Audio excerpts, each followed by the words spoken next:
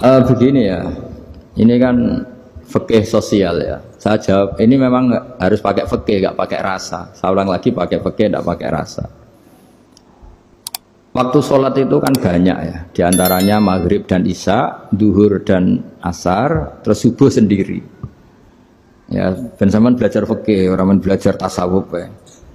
Nah, kalau subuh itu tidak ada toleransinya kalau waktunya sudah tinggal 10 menit karena tidak ada jamak. Ya, tidak ada apa? Jamak.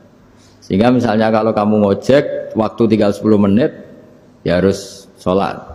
Tapi kalau sekedar dengar azan ya, ini penanyanya kayaknya itu teman kamu, jadi fikihnya kayak kamu, nggak jelas. Azan itu kan bukan akhir waktu sholat. Azan itu bukan akhir waktu sholat, tapi awal sholat. Itu udah harus super Grab, udah harus super Gojek. Meskipun kamu makan ada azan ya teruskan saja, kan udah akhir waktu sholat. Anda menerima tamu, gendong anak, atau sedang nyupir, atau sedang bercengkrama sama teman. Kalau ada azan ya nggak apa-apa, misalnya diteruskan. Kan bukan akhir waktu sholat. Yang benar-benar harus ditinggalkan itu kalau waktu sholat misalnya tinggal 7 menit. Atau tinggal 8 menit. Waktu yang mau tidak mau kamu harus tasarrufkan, kamu peruntukkan injury time gitu sih. Injury time. Nah, gitu aja kok gak tahu ya. Nah, lalu misalnya kalau pertanyaan tadi mestinya kelasnya itu kelas afdoliyah. Utamanya gimana? Kalau wajibnya belum ada karena kan waktunya masih panjang. Jadi pertanyaannya bukan wajibnya tapi sebaiknya karena ini semuanya belum mendesak kan? Andai kan kamu teruskan nganter barang kan tidak ada jaminan waktunya habis. Padahal kalau kamu memaksa sholat, mungkin citra kamu sebagai supir Grab tidak baik karena dianggap mengabaikan konsumen.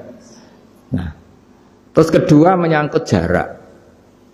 Oke, seperti itu. Nah, sekarang kalau pertanyaannya dibalik, makanya yang dibalik ini agak ribet. Waktu sholat tinggal 8 menit. Ada konsumen yang minta diantarkan saat itu dan acaranya ke mall happy-happy, maka fatwa kita sebagai ahli fikih ya tantang saja, saya mau sholat dulu, kalau nggak sabar ya silakan cari yang lain kalau acaranya ke mall. Tapi kalau acaranya kelahiran atau transfusi darah atau mau nganterin darah ke pasien yang sudah koma, maka kita langsung, karena ibadah sosial itu didahulukan mengalahkan ibadah yang haknya Allah, karena Allah itu zat yang tidak butuh ibadah kalian.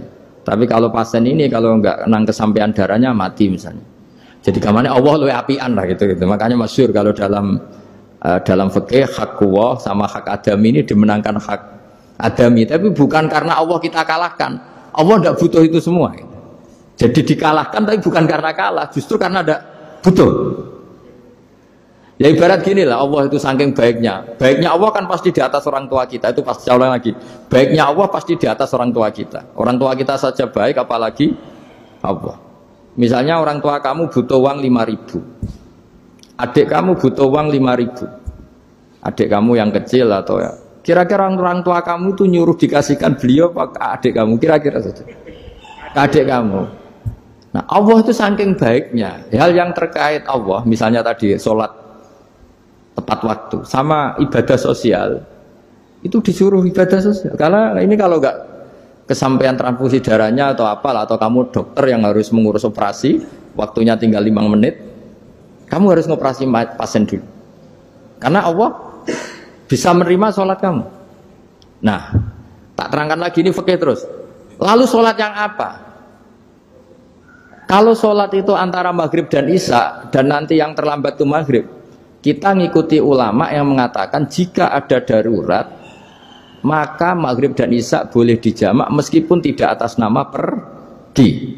Kan jarak kamu kan tidak jarak masafatu qasrin. Artinya apa? Misalnya saya dokter harus operasi, waktu saya tinggal 8 menit mau maghrib, ternyata harus ada operasi. Kalau saya nggak nangani mati, saya harus operasi. Dan nanti waktu saya maghrib habis itu tidak harus dikatakan qadha atau yang mengeluarkan maghrib dari waktunya. Bisa saja menurut ulama dianggap boleh dijamak takhir dengan isya. Karena kondisinya masih waktu jam'in. Begitu juga zuhur dengan asar. Tapi kalau waktunya itu asar, tinggal 8 menit, kemudian harus ada operasi. Ya kita operasi, waktu asar kita mundur sampai maghrib, namanya kodok yang dimaafkan Allah. Ya namanya tetap kodok, karena asar gak bisa dijamak dengan maghrib. Jadi ini fikih ya, jadi jawabnya harus jelimet. Jadi saya ulang lagi ya, tadi kan pertanyaannya dengar adzan. Kalau adzan kan waktunya masih panjang, apalagi misalnya maghrib kan waktunya kan taruh saja ada waktu seperempat jam. Ternyata andekan kamu antar hanya butuh waktu 7 menit, kan nggak ngefek sama sekali. Saya nyanda. Nyanda. Ya, gitu.